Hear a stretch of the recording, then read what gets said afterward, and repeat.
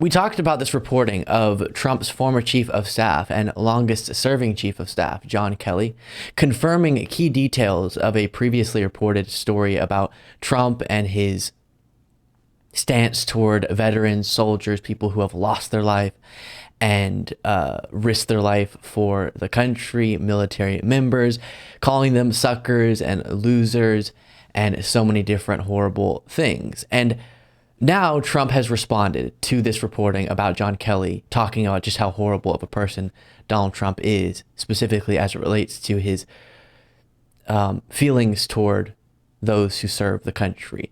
Before showing you Trump's response, I'll update you or remind you, if you missed that story, some of the quotes that this pertains to. But first, here was Trump whenever John Kelly was being onboarded, talking about how great, how respectable John Kelly is, so that you can remember this is someone who was right alongside Trump, who Trump thought very highly of, his chief of staff, and now has these stories to tell.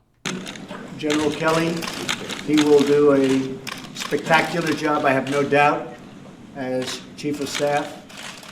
What he's done in terms of homeland security is record-shattering. You look at the border, you look at the tremendous results we've had, and you look at the spirit. And with a very controversial situation, there's been very little controversy, which is pretty amazing by itself. So I want to congratulate you on having done a fantastic job, General, and we look forward to, if it's possible, an even better job as Chief of Staff. So, all good. What a great guy. And then John Kelly has to say this. What can I add that has not already been said?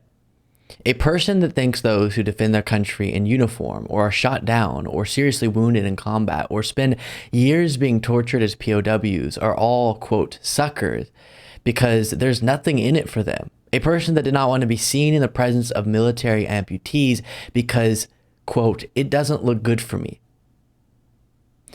A person who demonstrated open contempt for a Gold Star family, for all Gold Star families on TV during the 2016 campaign, and rants that our most precious heroes who gave their lives in America's defense are, quote, losers and wouldn't visit their graves in France. And he goes on. I went through that reporting in a past segment. But here's what Trump now has to say about John Kelly.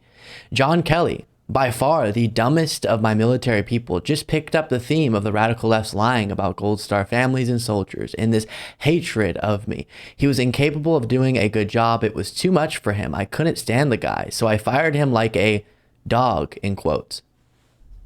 He had no heart or respect for people, so I hit him hard. Made no difference to me. He's already on record defending me all over the place. Nobody loves the military like I do.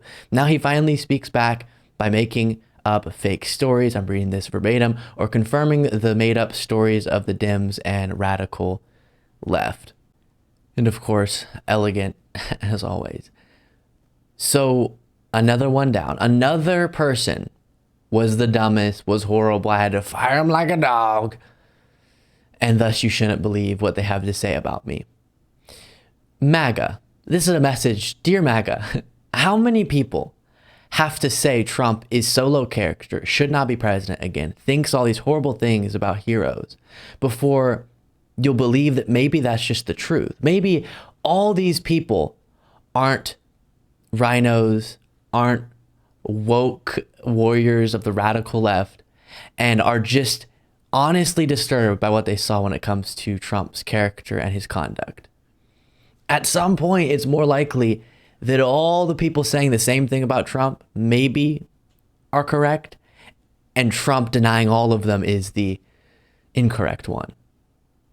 About a subject, in this case, that Republicans proclaim to care so much about. Can you imagine if former employees or former administration officials under Obama or Biden told stories like this about them? Do you think the right would say,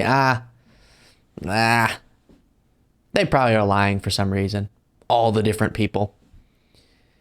Or would this be something Fox News covers with their hair on fire for weeks and weeks and weeks and months? Of course, the latter.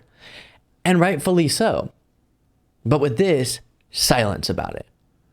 Someone who, again, Trump said was fantastic. Trump decided to hire. And that gets us to what time and time again people have brought up. We saw Brett Baer confront Trump with all the different people who have said horrible things about Trump after working for him, and then Trump has called them all incompetent and liars and rhinos, etc.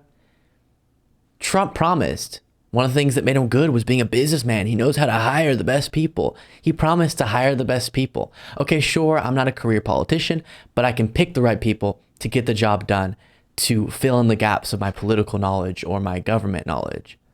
And then it seems more of the people who worked for him than not are called by him incompetent, dumb, or something like that.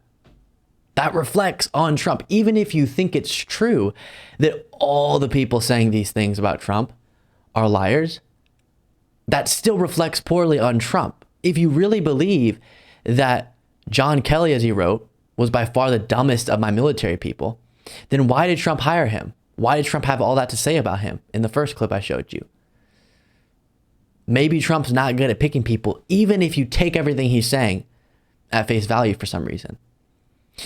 But then especially when you factor in, probably these people aren't super incompetent and aren't all liars, and instead are just disturbed by what they saw, and you should believe what they're saying about why Trump is low character and should not be president again. Thank you so much for watching. If you want to be a part of what makes this show possible, plus get access to the full video version of the show and get a bonus show on the weekends, you can do so by going to lukebeasleyshow.com/membership. That's lukebeasleyshow.com/membership, and there's a link in the description.